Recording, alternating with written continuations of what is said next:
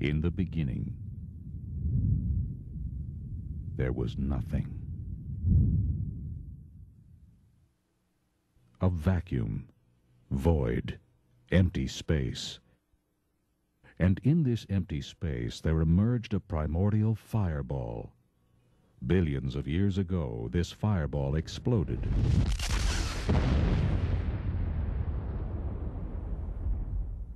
This explosion generated all space, energy, matter. The universe expanded rapidly, producing electrons, neutrinos, photons, and quarks. Soon, this energy began interacting, forming protons and neutrons. Matter continued colliding and interacting. Over time, the first simple elements formed. These elements also collided as the primordial soup continued to expand. Cosmic and particulate evolution continued, and stars began to group, forming into the earliest galaxies. And then, just 5 billion years ago, something wondrous occurred. Within a cloud of gas in a spiral arm of the Milky Way galaxy, our sun formed.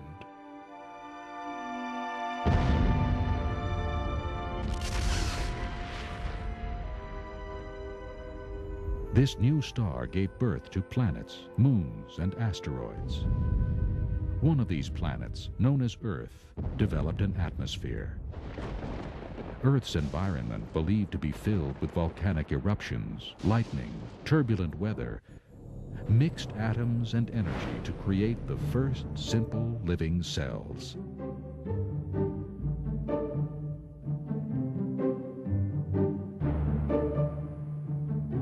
Then, through millions of years of mutations and natural selection, algae, jellyfish, and flatworms appeared. As evolution continued, fish appeared in the seas on planet Earth. Some of these fish developed into amphibians, and through natural selection changed into reptiles. A segment of these reptiles evolved into a variety of creatures, including mammals.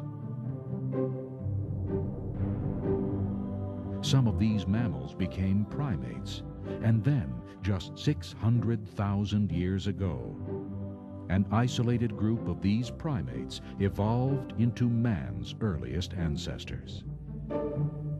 This is our amazing evolutionary heritage. And evolution continues today as we evolve to our even higher destiny in the universe.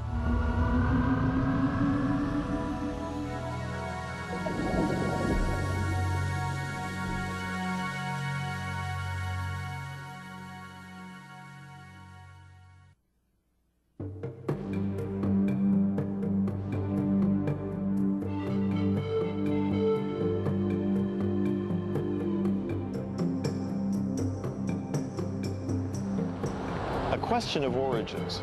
How did the universe and all things that we see here on this planet come into being? Why do we exist? Hi, I'm Roger Oakland. Most of us have pondered these questions. And when it comes to the subject of origins, there are basically two views, the evolution theory and the creation theory. During the 20th century, the world was led to believe that evolution brought about all things. Our universe, the Earth, and all life came into existence as a result of an explosion of matter in billions of years of time. However, there are others who believe the observable evidence points towards a creator. So how can we know? What does the observable evidence indicate?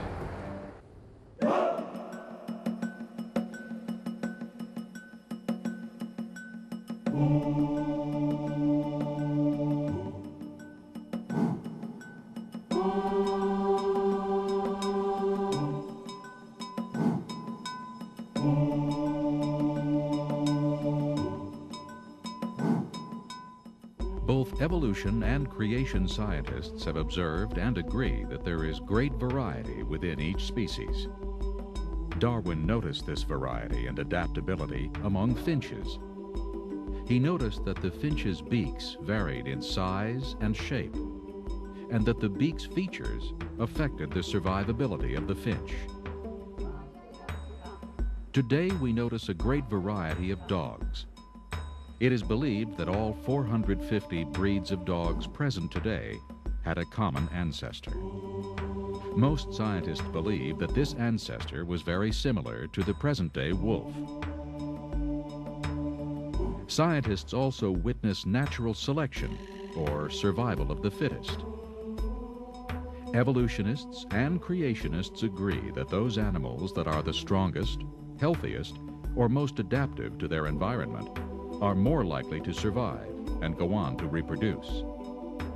The weaker animals, which are unable to adapt, are less likely to survive. We also observe gene mutations occurring. The DNA in all living organisms contains all the genetic information of life. Sometimes an error is introduced in this genetic code. This is called a mutation. Mutations often cause disease and can be induced by radiation, chemical agents, or replication errors. Mutations really do occur. They make all kinds of changes in genes. Birth defects, disease organisms, they're great at explaining the origin of disease, death, and disaster, not at all at explaining the origin of something new, some new trait that never exists. All the mutations we know about are only changes in genes that already exist. Darwin observed many things in nature. He was a good naturalist, a good observer of information. What he saw was various plants and animals altering somewhat through adaptation, through variation. He saw them change. We never see one basic type of something changing into something else. That has never been observed in science or in genetics. It just has never been observed. What we see is variety. Variety happens, adaptation happens, evolution doesn't happen. Mutations, natural selection, adaptation. These are some of the observations that both evolutionists and creationists agree upon. But in spite of the agreements, there are substantial differences. And so the debate rages on. I mean, you have such a wide variety of life. And I don't think it's possible for one person, I mean, no matter how powerful he might be, to just snap his fingers and create life. It has to come out naturally over millions of years, probably. I don't believe in the theory of evolution. More and more, even secular scientists are changing their viewpoints because the evidence doesn't support their conclusions. Half of me believes in the theory of evolution, probably because that's what I was taught. 4 years of studies, unfortunately, have kind of brainwashed me towards evolution. We begin where evolutionists say it all began, with the Big Bang and the evolution of the universe.